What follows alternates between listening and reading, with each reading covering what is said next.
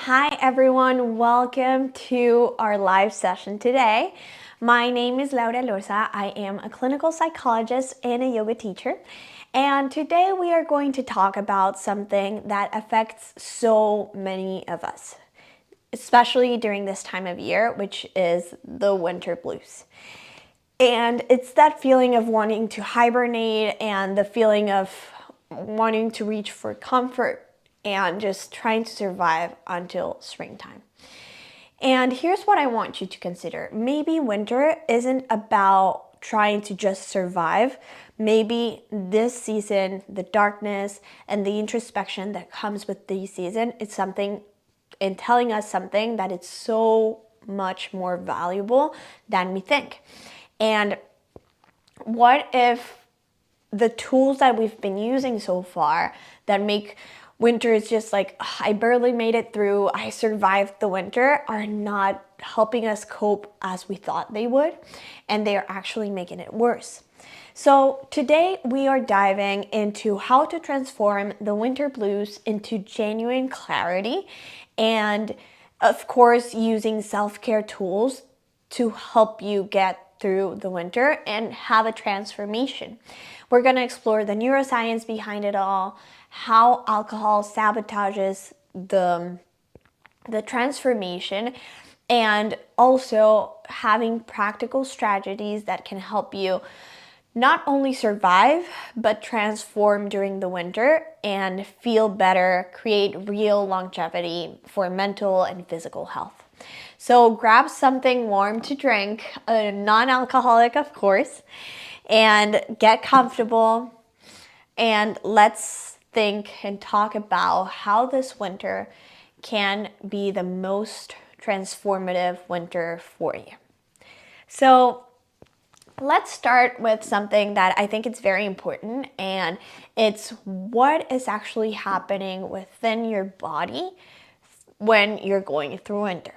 Because if we understand the mechanisms, then we know how to work with them and not against them. So during winter months, especially those areas with reduced daylight, about 10 to 20% of the people suffer from subsyndromal seasonal affective disorder. In other words, or how its acronym is, it's SAD. Or a milder, way milder version, which is the winter blues, that it's not like technical clinical depression, but it's very uncomfortable and impacts a lot of people on the daily life. And here's what's happening. Your circadian rhythm, that internal 24-hour clock, which regulates your mood, your energy, and your hormone production, it's completely linked with light exposure. So the less natural light that you receive, your brain produces more melatonin, which is the chemical that tells your brain like, oh, it's time to go to bed. So that's why you feel sluggish and sleepy, usually at the wrong times during winter. And simultaneously, what is happening is that your serotonin levels drop. So this is the serotonin. It's one of the crucial neurotransmitters which give you or help you stabilize or regulate your mood, your appetite, and your sleep quality. So think about it this way. Your brain is trying to run the summer software on the winter hardware, and the system keeps on glitching. So also there are some studies that say that the sunlight exposure directly impacts your brain's master internal clock. So when it gets disrupted, everything downstream, it gets disrupted as well. So your energy levels, your sleep, your motivation, your cravings, and especially cravings for certain foods or substances. And that's where alcohol kind of enters the picture. And that's why many people use alcohol and crave alcohol during the winter. Because if you're feeling low energy and maybe a bit down, your sleep feels off, that little voice inside of your head says like, oh, maybe a glass of wine will help me relax. and help me sleep, and it will take my edge off. And I completely get it. I really do, and I understand where it's coming from. Alcohol really feels like it helps in the moment because it's a central nervous system depressor. So it creates an initial feeling of buzz and relaxation, and it seems like it melts the stress away.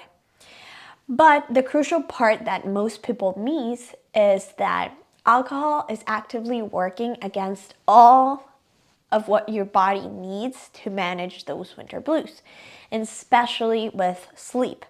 So when you use alcohol to cope through the winter months and to fall asleep, it creates a sabotage. So you might be thinking that alcohol helps you sleep, but it technically does make you sleep a little bit faster because it knocks you out. But later on during the night, it fragments your sleep. So alcohol is perceived in your body as a toxin, and it's treated as such. And your body has to do a lot of work to turn it into something that it can metabolize. So it actually does, your body has to turn alcohol twice to make it digestible. And that entire process is very, very demanding. And it puts your body through a lot. So when you drink and then you go to sleep, your body's doing all this process. And while you fall asleep really quickly, your sleep architecture is completely disrupted because it's just trying to metabolize everything. You are not falling into the deep sleep or the REM sleep, where you process the emotions, where you consolidate your memories, and where you do all the psychological maintenance work that keeps you mentally healthy. And then the second half, when your body processed and turned the alcohol twice, then it's trying to catch up on that REM sleep. Your body's trying to catch up on it. And that leads to very vivid dreams and restlessness and frequent awakenings. So you wake up feeling unrested, groggy, and mentally fragile. And it can sound familiar to so many people. It sounds familiar to me. So it's really tough. And now we understand, like, okay, maybe this is not helping me and this is not doing what I thought it would. Alcohol, it's also an inflammatory substance. It increases the inflammatory markers in your body. So different studies show that even moderate drinking elevates your inflammatory markers, and those molecules are directly linked with depression and anxiety. So during winter, when your immune system is already low and it's working overtime because there's no vitamin D from the sunlight, there's less movement, there's more time spent indoors, or there are more germs circulating around, and there's more inflammation. It's like throwing gasoline to a fire when you drink alcohol. And it's very important to know that the very thing that you're using to cope and to work through your winter blues, it's actually making you keep a vicious cycle. So, all right, now we talked about the back end of it all. And let's get into practical tools, because understanding the problem is half of the battle. But you need actionable strategies for you to implement starting tonight. So the first tool would be light exposure therapy. So it would be during the morning and during evening. The single most powerful tool to manage winter blues, and especially to improve sleep, is to have a strategic light exposure. So remember how we talked about the circadian rhythm, the 24-hour cycle, and how it gets disrupted with reduced daylight at the beginning of the life. The reason is that getting bright light exposure within the first hour of waking up significantly improves your mood and your energy levels. And it can act as an antidepressant. It really helps you with virtually no side effects. So you really don't need a fancy equipment. You don't need like a fancy therapy light box or something like that. You need a plan. And it's within 30 minutes of waking up. Get outside and position yourself near a bright window, or get outside and walk in the sun and spend there 15 to 20 minutes on that walk. Let light hit your eyes, hit your skin, and warm you up. And maybe if you're waking up before sunrise because you gotta work or you gotta commute, you can use the light exposure before nightfall. So even in the evening, it can help. So it can help watching a sunset. It can help going on a walk after work. It really does help you understand and helps your internal clock understand that the day is coming to an end and it's time to unwind. And during the evening, you got to do the opposite of direct light exposure. You got to dim your lights 2 or 3 hours before you go to bed, and this can signal your brain that it's time to start producing the melatonin that it naturally needs to fall asleep. And here's what it really gets interesting with alcohol. When people started using light therapy consistently, it's been proven, and they often report that they need less alcohol to relax because their circadian rhythm is really aligned to the day. So they are producing their own neurochemicals to fall asleep, and they don't have to artificially manipulate the neurochemicals itself. A second tool would be the evening wind down routine. So most people use alcohol as a tradition or as a ritual where it's the way they signal themselves like, okay, work day's over, it's time to relax. But you can create that same ritual with an effective transition without the negative consequences that alcohol has. So a way that you can do that is having a science-backed evening routine. We talked about it last live, and what we talked about is move your body, do a light stretch, do a walk. It helps you process the day, get the stress away, and it helps you create hunger for dinner. And it also creates the sleep pressure, which is the wanting to go to bed. Also, it's very important that you use nutrition to help you out through the winter blues. So eat an adequate dinner, high in protein, high in fiber, that stabilizes your blood pressure. And it also doesn't let you just like wake up in the middle of the night with cravings or make you feel restless when a dinner is really, really heavy in your stomach and you really can't fall asleep or have very vivid dreams. It can happen as well, so be conscious about that. You can also, during that nighttime routine, it's very important to have transition activities. So most people after dinner pour themselves a drink. And instead of that, try an active relaxation. And it's not like completely meditation in silence, and as the name says it, it's an active relaxation. You can read a book, listen to music, have gentle hobbies like crafting or a puzzle making or journaling.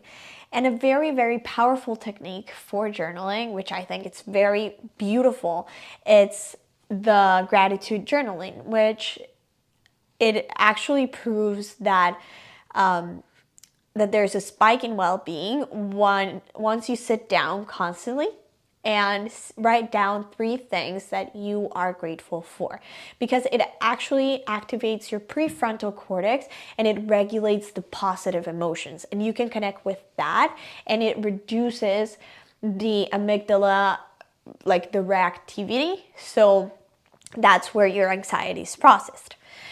Also, it's very important to have a pre-sleep protocol. So dim the lights, use lamps instead of overhead lighting, have a screen curfew, have a temperature drop in your body, so you can definitely take a shower and cool down naturally. And this will help you unwind and just set the scene and prepare for the nighttime.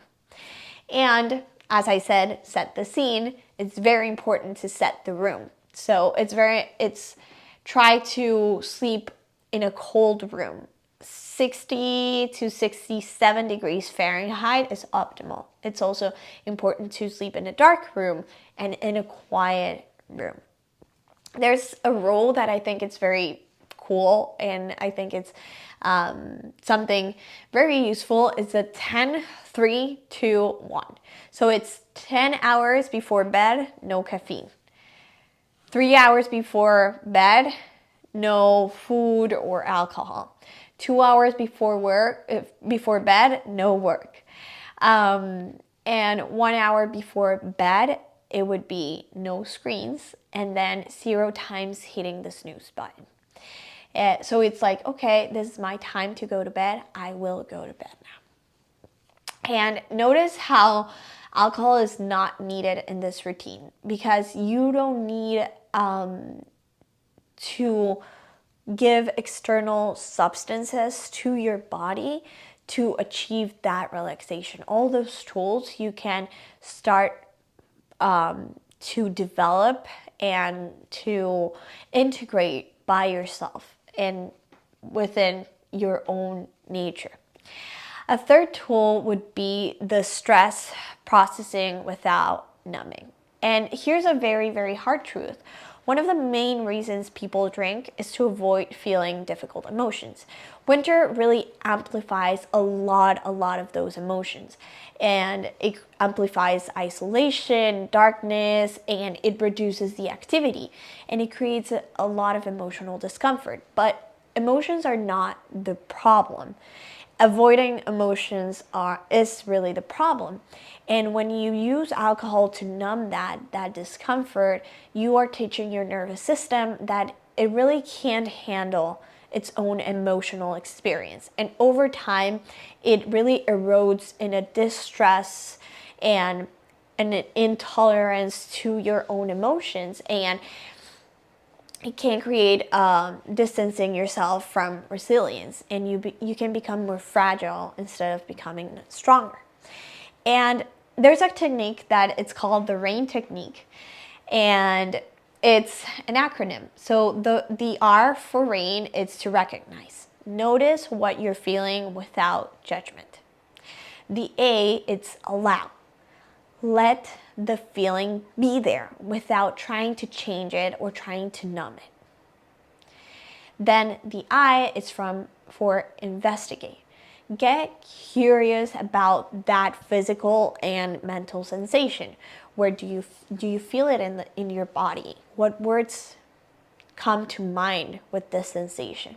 And then the N is to nurture. Offer yourself the compassion that you need. What would you say to a good friend if they were experiencing the same situation? This process takes around 5 minutes tops, and it actually shows that you can feel the emotion fully.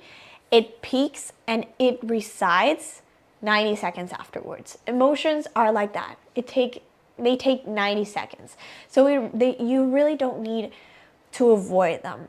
It's feel them without judging, so you can let them go. They are like events. It's like clouds passing through the sky. The same thing with emotions. There's another tool that we talked a lot about it in other videos and in other lives as well. It's the box breathing, which is inhale for 4 counts, hold for 4, exhale for 4 counts, and then hold for 4 again. And you can repeat it 5 times or 10 times. And it actually activates your parasympathetic nervous system, which is the rest and digest mode, without any other substances external from you. You have a controlled breathing technique that reduces cortisol and anxiety, and it effectively works for many, many people. A fourth tool would be social connection. And the winter time, isolation is very real. And alcohol sometimes becomes like this social lubricant for creating connections during this time.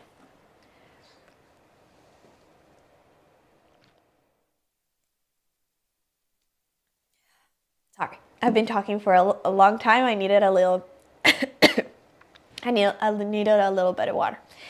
So what we think and what we know about alcohol is that the alcohol-mediated connections are not the same as authentic connection. So different research shows that quality of our relationships is what makes it stronger, and it's a strong predictor for a life satisfaction and longevity. It's not wealth, it's not fame, it's not even health. It's actually relationships. But quality really matters. So for example, surface level interactions, even the frequent ones, don't provide the same benefits as deep, authentic connections. And now we gotta ask ourselves, like, okay, and how do I create real connections over winter? So for example, phone calls instead of texts. Actually talking to people and hearing other people's voice releases oxytocin, and texting doesn't. And also sober social activities. So go on coffee dates with your friends, have morning hikes, go for workout classes, heated workout classes, which feel great during the winter time. Have game nights without drinking. There's also something that it's so wonderful, and we connect through vulnerability. So share something real with someone you trust, not as a performance or as a, oh, I need to be vulnerable to create relationships. It's more about actual honesty and experience. And one of the most powerful shifts that people report when they start to reduce their alcohol intake is that their relationships get deeper. And they get deeper without numbing. They get deeper without any artificial ease. And it's because they show up. They show up for themselves, and they show up for the other person there. A fifth tool would be movement for mental health. And we really can't talk about winter self-care without addressing movement.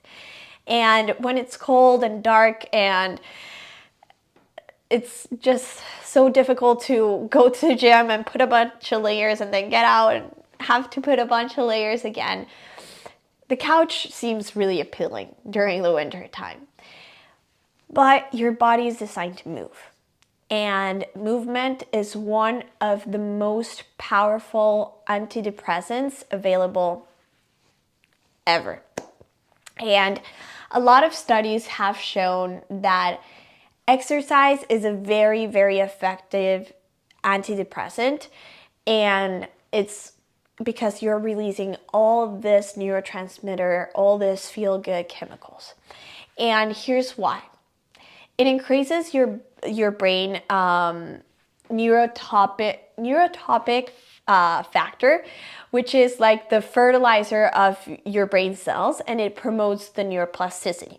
So your brain's ability to form new neural connections. And it also increases endorphins, dopamine, and serotonin naturally. Unlike alcohol, which gives you that temporary boost, but then you have that crash. And exercise can create a lasting change in your brain chemistry. And you actually want it. After a while, after being regular with your exercise, you seek it. You actually want it, and you enjoy the feeling during and afterwards. And you really don't need to run marathons. Actually, research says that even 20 to 30 minutes of moderate activity during the week, it can provide all the mental health benefits.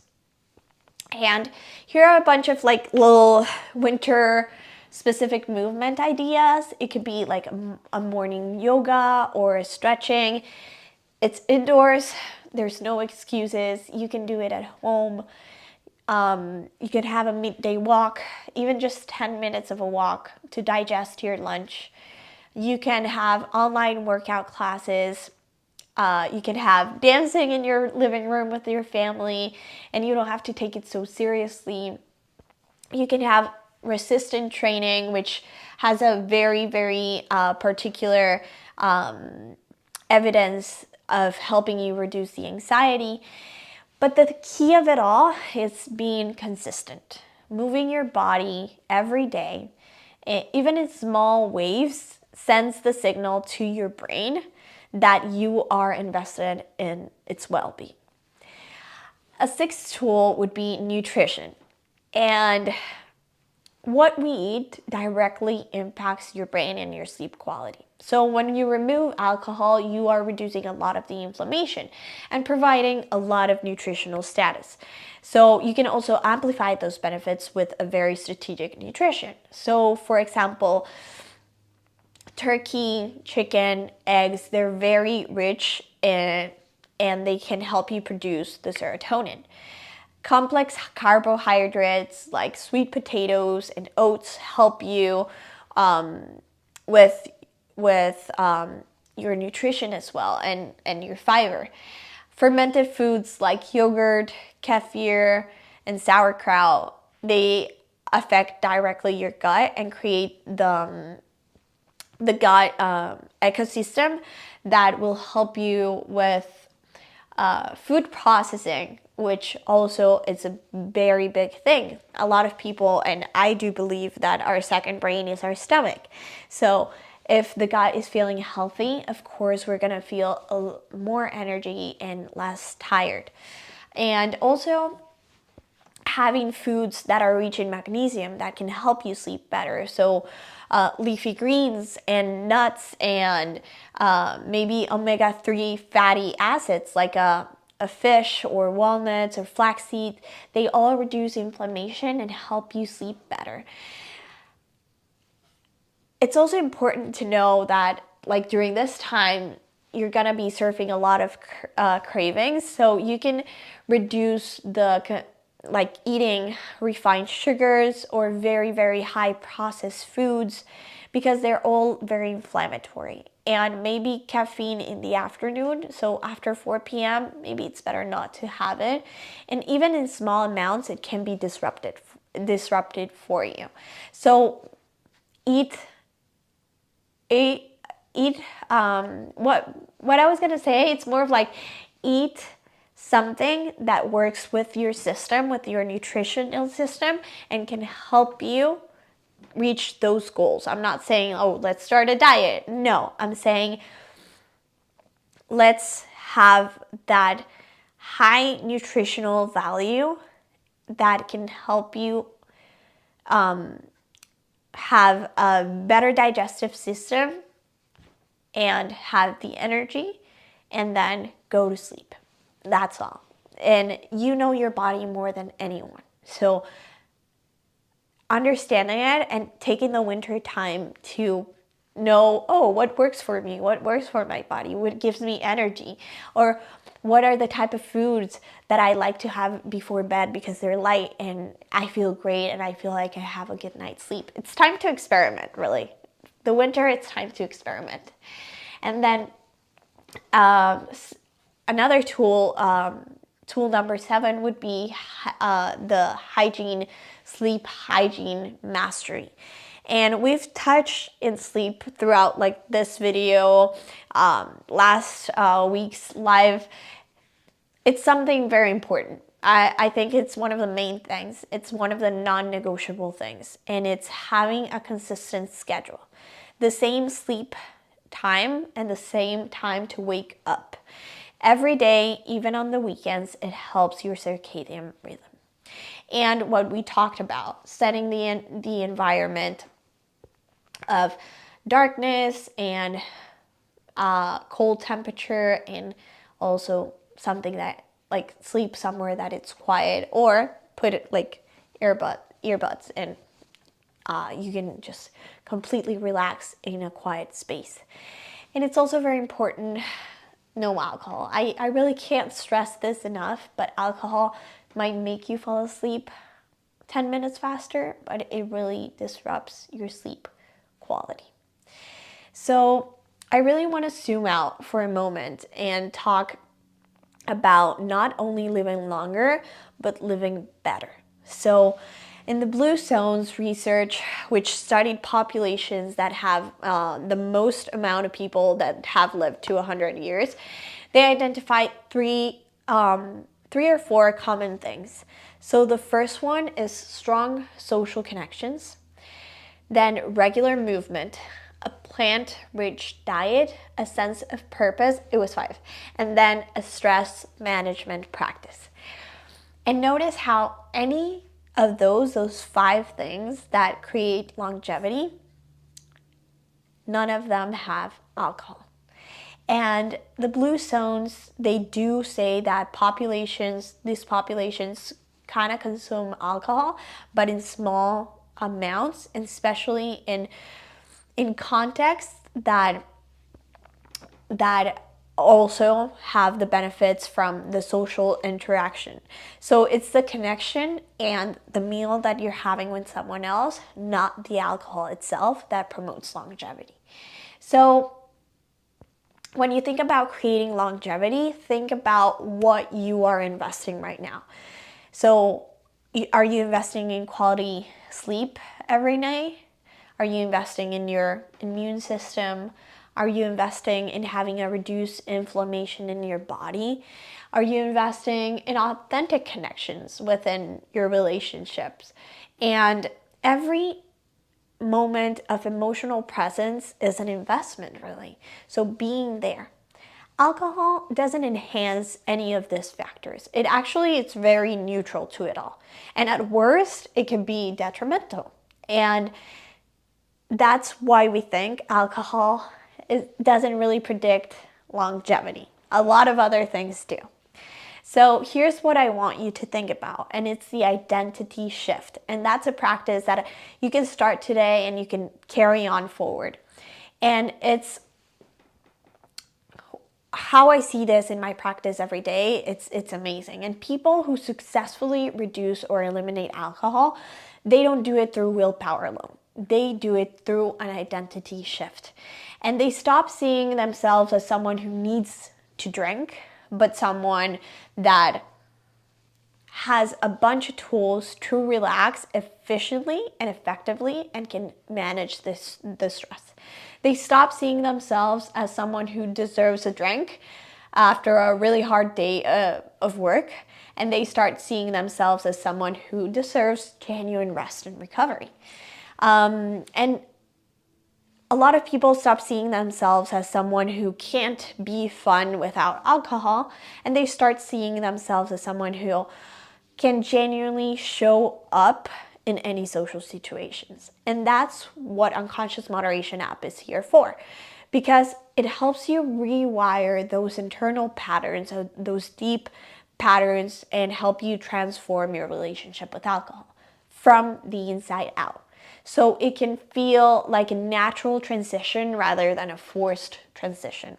And the winter time is the opportunity to do that transformation and to create that reframe of how to change the winter time instead of something to survive into an opportunity to change, into an opportunity to have an introspective season and to learn more about you.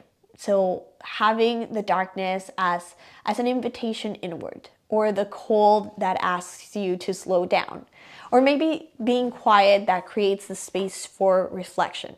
That's where your mind creates that amazing shift, and you can develop that resilience and build that emotional capacity, and you can learn to sit with that discomfort without the needing to escape it, really. And that's what creates a real lasting transformation. The ability to be aware, the ability to challenge yourself, and to experiencing something new, something that can be scary, which is okay, I won't drink, and getting and seeking the support, like telling someone like, hey, I'm doing this. Would you be okay on checking up on me? Would you be okay if I give you a call when I'm surfing these urges? And also being compassionate with yourself. It's so important. It's one of the main things during this process and during the winter time, and how to survive or actually transform and beat that winter blues. The Unconscious Moderation app is here to help you transform that relationship with alcohol. And we help you reframe that winter blues and have a change within you. So a lot of neuroscientists estimate that 5% of our cognitive activity is conscious. The other 95% is unconscious. And that is including the behaviors or that nightly reach for the alcohol. And everything originates beneath the surface. So the Unconscious Moderation app helps you understand those unconscious patterns with 3 science-based approaches. The first one would be hypnotherapy. So it activates the relaxation response, which is the same state your body is when you're about to fall asleep. And it creates and it shows your nervous system that you can access that calmness naturally, that you don't need another substance. The second tool would be journaling, which uncovers the unconscious and the unconscious beliefs that drive your drinking. And writing can actually regulate your nervous system. It calms you down, and it calms the racing thoughts in your head. And I always say that your hand doesn't go as fast as your brain.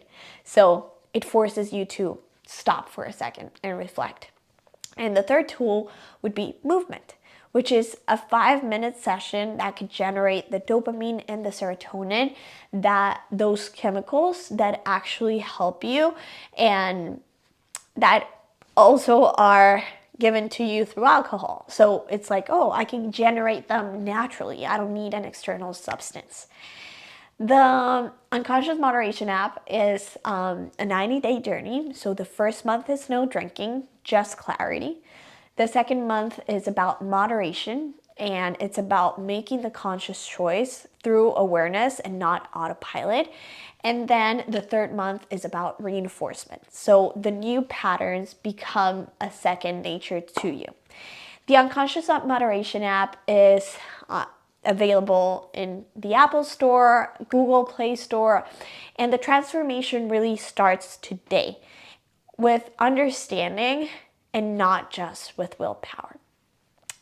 And look, I get it that this is very countercultural in a way. We live in a society that really normalizes alcohol and that it's very effective for relaxation, celebration, and coping.